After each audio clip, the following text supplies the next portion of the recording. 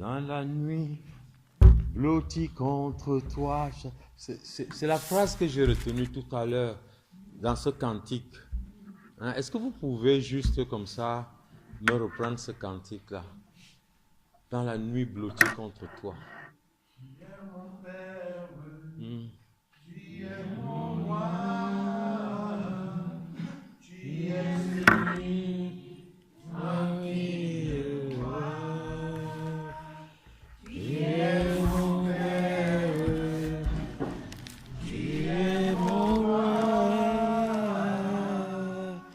tu es celui En qui je crois. Et quand le jour se lèvera,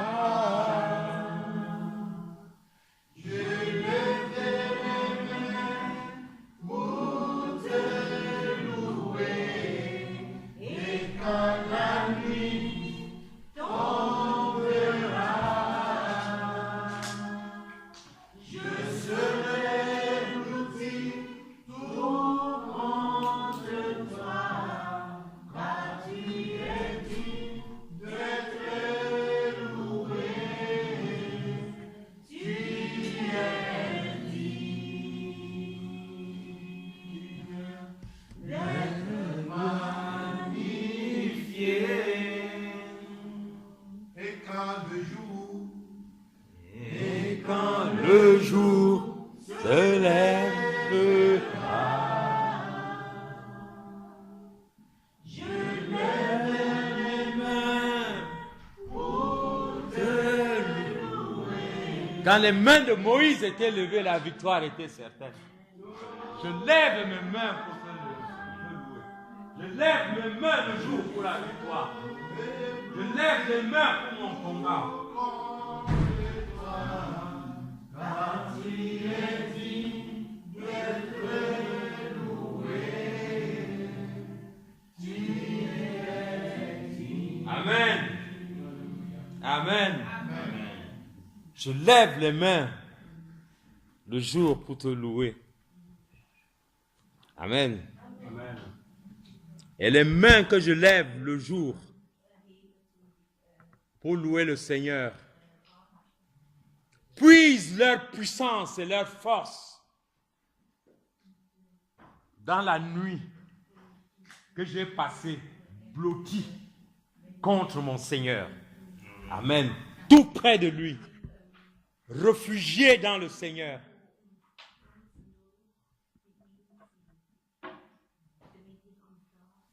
Amen.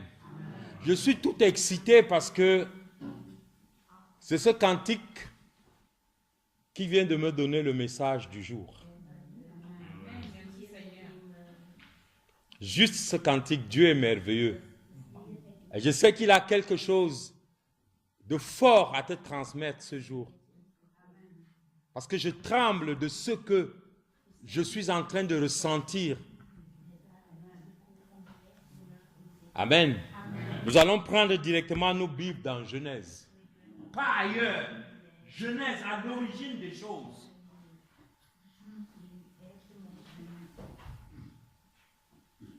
Vous pouvez prendre à Genèse 1, que celui qui a déjà trouvé commence à lire à Genèse 1.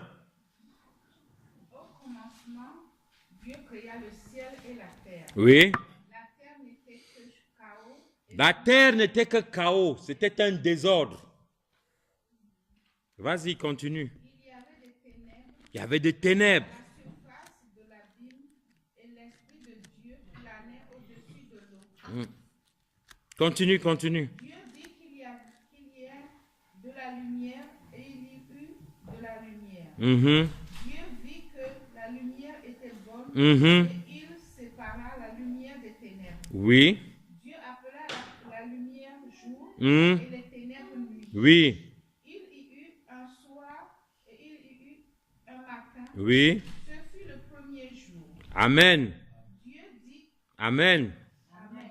Il eut un soir, il eut un matin. Amen. Et ce fut appelé quoi? Le premier jour. Amen. Verset 8, Dieu appela l'étendue ciel Ainsi il lut un soir, il lut un matin, et ce fut le deuxième jour. Amen. Et nous pouvons aller ainsi de suite. Je voudrais voir le troisième jour. La terre produisit de la vertu, de l'air portant de la semence selon son espèce, des arbres donnant des fruits, ayant en eux leur semence selon leur espèce. Dieu vit que cela était bon. Ainsi il lut un soir, il lut un matin, et ce fut le troisième jour. Amen. Et pour présider au jour et à la nuit et pour séparer, on est au verset 18, la lumière avec les ténèbres, Dieu vit que cela a été bon. Ainsi il eut un soir, il eut un matin, et ce fut le quatrième jour. Amen. Et Dieu les bénit en disant, soyez féconds, multipliez, on est au verset 22, remplissez les eaux, les mers et que les oiseaux multiplient sur la terre. 23, il eut un soir, il eut un matin, et ce fut le cinquième jour. Amen. Plus tard, il va créer les animaux, les mammifères, et à la fin de la soirée, il dit, il va créer l'homme. Il eut un soir, il eut un matin, et ce fut le sixième jour. Amen. Amen. Merveilleux. De ce que Dieu nous révèle quelque chose ce matin. Le jour est déterminé par quoi? Par le soir et le matin. Amen. Est-ce que vous êtes en train de comprendre quelque chose? Le jour pour Dieu c'est quoi? C'est le soir et le matin.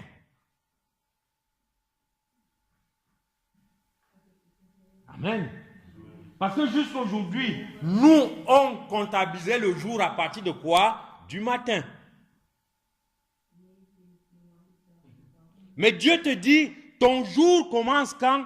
Le soir.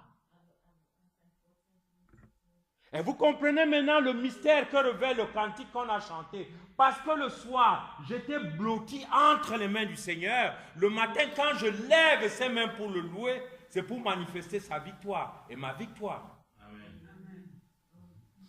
Dieu te révèle quelque chose, c'est que ton jour dépend de ton soir. Tout ce qui va t'arriver dans la journée dépend de ce que tu as fait dans la nuit. Comment a été ta nuit, tu comprendras comment sera ta journée. Les événements qui t'arrivent le jour n'ont pas commencé le jour. Et je peux te garantir que nous avons les échecs dans les événements, les choses qui nous arrivent dans la journée, parce que nos nuits ont été lamentables, nos soirées ont été lamentables. Nous n'avons pas fait des choses honorables dans la nuit. Bref, nous n'avons pas accompli ce que le cantique vient de nous dire. C'est-à-dire que dans la nuit, nous n'avons pris aucun moment pour être blottis contre notre Seigneur. Amen. Est-ce que vous êtes en train de comprendre pourquoi Jésus, chaque fois, commençait, il était dans la nuit, à la montagne, en train de prier et toutes choses. Et le matin, quand il redescendait, il était victorieux sur tout ce qui pouvait se produire. Et il nous fera la révélation, il dit, oh, je ne fais rien de moi-même, mon Père me montre tout ce que je dois faire. Et le Père lui montrait quand? La nuit. Pas le jour. Amen.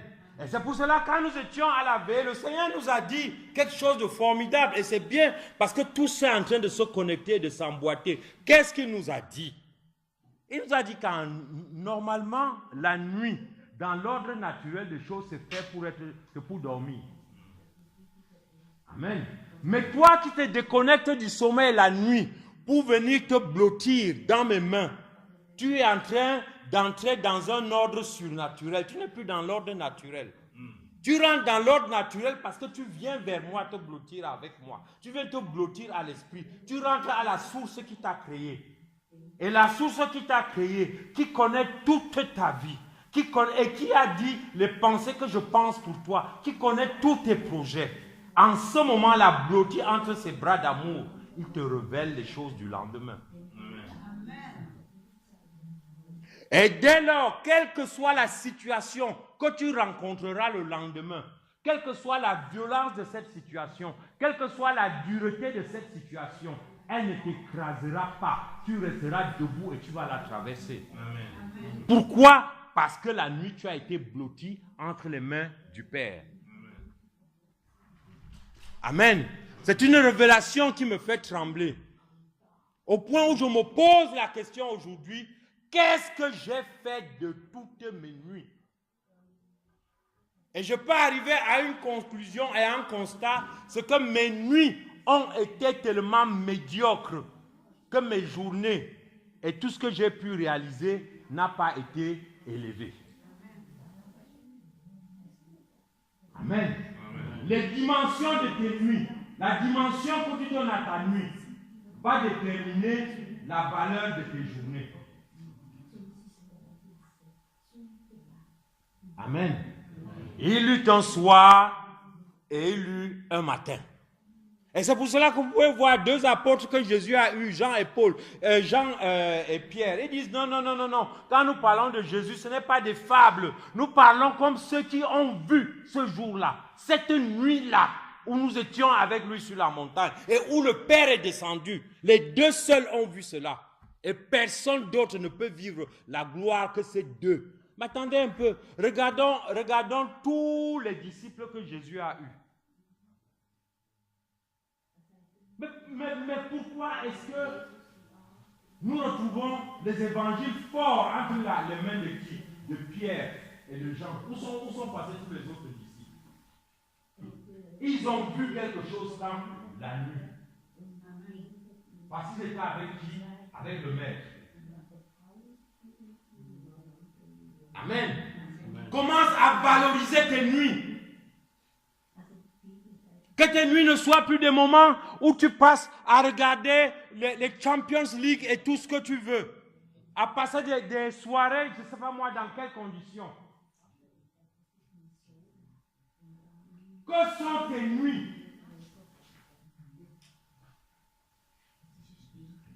Amen. Comment sont tes nuits?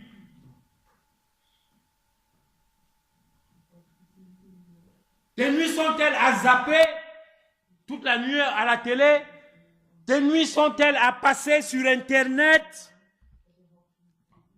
Le lendemain, tu vivras les choses d'Internet.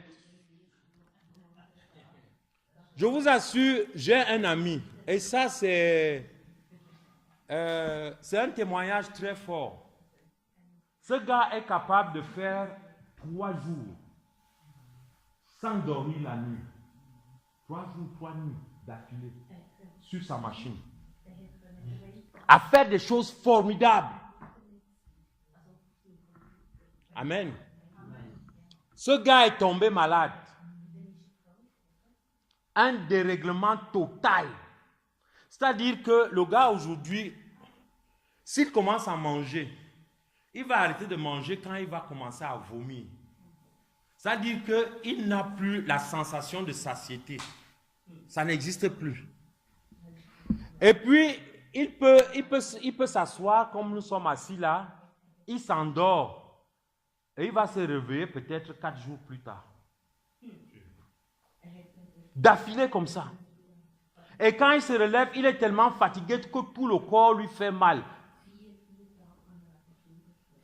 Il est allé consulter. Ça fait près de 3 ans ou 4 ans qu'il essaie de consulter. Aucun médecin n'a pu trouver de quoi il souffre. Amen. Je lui ai dit que ta maladie est virtuelle. Elle a dit que c'est une maladie d'Internet. Comme ces maladies-là, même les médecins aujourd'hui ne peuvent pas te la diagnostiquer. Amen. Le jour où tu vas te déconnecter d'Internet, tu guériras. Ça ne sert à rien. Parce qu'il avale peut-être, je ne sais pas moi, 50 ou 60 cachets par jour. Ça n'a rien changé. Que fais-tu de tes nuits? Et ceci est très important. Surtout en ce moment où où le Seigneur nous a parlé d'une année de la pratique. Amen. La pratique qui est le retour à la parole, c'est-à-dire que nous apportons les choses que nous faisons à la lumière de la parole. Amen. Si je ramène ce que je fais à la parole, ça veut dire que moi-même, je reviens à quoi? À la parole. Et qu'est-ce qui m'a créé? C'est quoi? C'est la parole. Donc, quand je reviens à la parole, je reviens avec tout ce que je porte, tout ce que j'ai. C'est-à-dire quoi? Je reviens avec même le mal, les échecs, tout ce que j'ai fait, mes péchés et tout. Je ramène ça à qui? À la parole, à celui qui m'a créé. Et je fais le point avec qui? Avec lui, blotti entre ses bras toute la nuit. Amen. Est-ce qu'on peut lire Hébreu? Quelqu'un peut nous trouver Hébreu 4, comme ça qu'on lise rapidement, qu'on fasse le petit commentaire qu'on a à faire.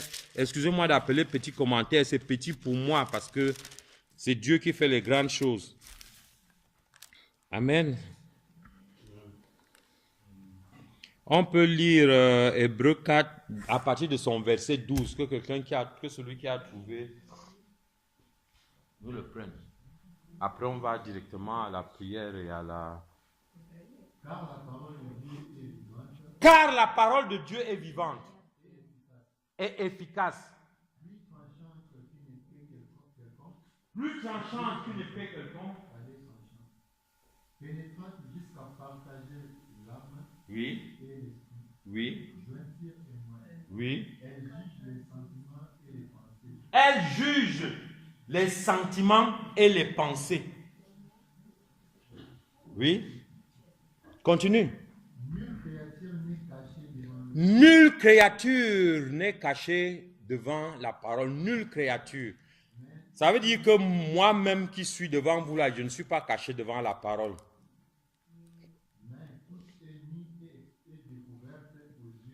Tout est. Oui. Oui, vas-y, continue. Ainsi, puisque nous avons un grand souverain sacrificateur qui a traversé les cieux, Jésus, le Fils de Dieu, demeurons fermes dans la foi que nous professons. Amen. Papa Yannick, tu peux nous lire ça aussi dans ta version?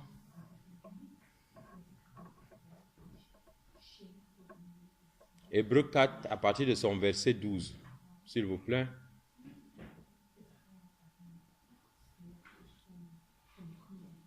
Hébreu 4, partie du verset 12. Car la parole de Dieu est vivante et efficace. La parole de Dieu est vivante et efficace. Et plus pénétrante que nulle épée à deux tranchants. Est plus pénétrante. Elle pénètre jusqu'au fond de nous, dans nos entrailles, dans notre âme, dans notre esprit. Et elle atteint jusqu'à la division de l'âme, de l'esprit, des jointures et des moelles. Elle atteint jusqu'à la division de l'âme, des jointures et des moelles. Et quand vous savez que c'est dans notre âme qu'est le siège de notre intelligence, vous comprenez donc que celui qui passera ces nuits blotties entre les bras, dans la parole arrive à extraire, à séparer. Parce qu'il n'est pas possible qu'un chrétien me dise que j'ai la dépression, que je suis dépressif, que j'ai le burn-out. Ce n'est pas possible. La parole s'en va dans l'âme. Elle sépare toutes ces choses-là. Amen. Et la dépression vient de la mauvaise utilisation que tu fais de ton temps. Amen. Même quand au boulot, ton patron t'a mis sous une pression de travail énorme, quand le soir tu te retrouves au pied du Père, où tu passes la nuit avec lui, il enlève la soupape et toute la pression repart. Amen. Si tu passes le temps avec le Père, quelle que soit la pression dans laquelle on te met pour te sucer au niveau du boulot, parce qu'on voudrait extraire toute la force qui est en toi, parce que sois sûr, quel que soit ce qu'on te demande de faire, le lendemain, pour des raisons financières, le patron te dira, je n'ai plus besoin de toi. Ce n'est pas parce que tu vas travailler comme un dingue que tu es sûr de préserver ton poste. Amen. Il a juste besoin de la force et de l'énergie qui est en toi. Et à la première occasion, et vous pouvez voir comment les entreprises, après avoir annoncé des bénéfices énormes, mettent les ouvriers dans la rue. Or, la prospérité dont il parle, tu as travaillé pour cette prospérité-là. Amen. Mais pour des raisons essentiellement financières, on te met dans la rue. La dépression commence. Amen. Voilà la vérité que le Seigneur est en train de nous dire. Donc quand je reviens, pendant cette année de pratique, ça a été une année d'exercice. Et la parole dit, nous sommes nus devant le Seigneur. C'est-à-dire que cette année de pratique a été une année où nous avons été exposés à la parole. Où rien de ce qui a été caché à l'intérieur de nous ne pouvait rester caché. Tout cela allait être comment? Exposé. Et rien de ce qui nous arrive pendant ce moment ne doit être pour nous un sujet de colère ou de déception. Mais nous bénissons Dieu parce qu'il nous a révélé ces choses-là. S'il nous les a révélées, c'est qu'il a un projet sur ces choses-là pour les guérir. Amen. Amen. Quel que soit ce qui t'arrive pendant ce moment, tu bénis le Seigneur. Amen. Ne vous sentez pas humilié par quelque chose qui vous soit arrivé. Nous sommes exposés à la parole. Exposés à la parole, je suis exposé à la source. Je suis exposé à ce qui m'a créé. Je suis exposé à la puissance qui m'a donné la vie. Cette puissance qui m'a donné la vie est capable de restaurer toutes choses. C'est pour ça que je me blottis en elle, pour recevoir cette vie. Amen.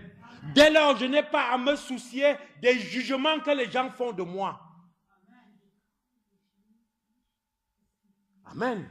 Et la soumission au Père est un acte volontaire parce que je reconnais son amour. Je reconnais qu'il est mon Père. Amen. Et c'est cette joie-là quand il me voit venir vers lui. Je viens vers mon Père sans honte. Adam a eu honte. Adam, où es-tu? Je suis nu. Non, on te demande où tu es. Dis, je suis ici. Je suis nu n'est pas la réponse à où es-tu.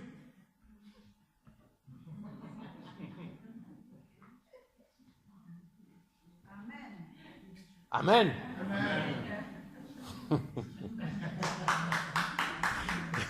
Apprenons à dire à Dieu, me voici. Me voici à tes pieds, Père.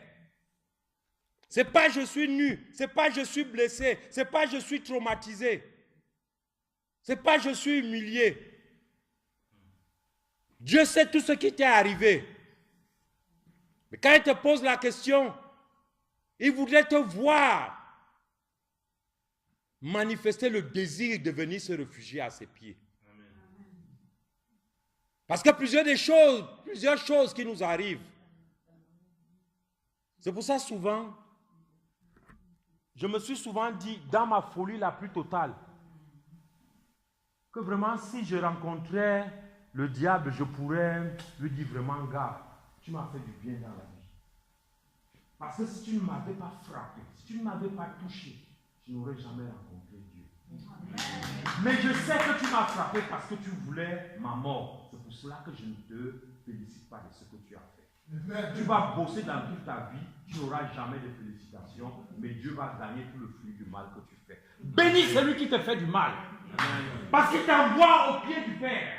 Parce qu'il t'envoie au pied de la source de vie qui te permet d'être vivant aujourd'hui. Et cette source de vie restaure toute chose qui a été détruite dans ma vie. Amen. Levons-nous et prions pour tous les gens qui nous ont blessés, pour tous les gens qui nous ont offensés, pour tous les gens qui ont pensé qu'ils allaient nous détruire. Le Père dit, venez vers moi, blottissez-vous dans mes bras. Je suis la source de votre vie. Je suis la source de votre rédemption. Je suis la source de votre salut. Ce n'est pas pour eux que vous vivez, c'est pour moi que vous vivez. Et je vous fais vivre par ma seule volonté. Ce n'est pas par la volonté d'un homme, mais c'est par ma volonté.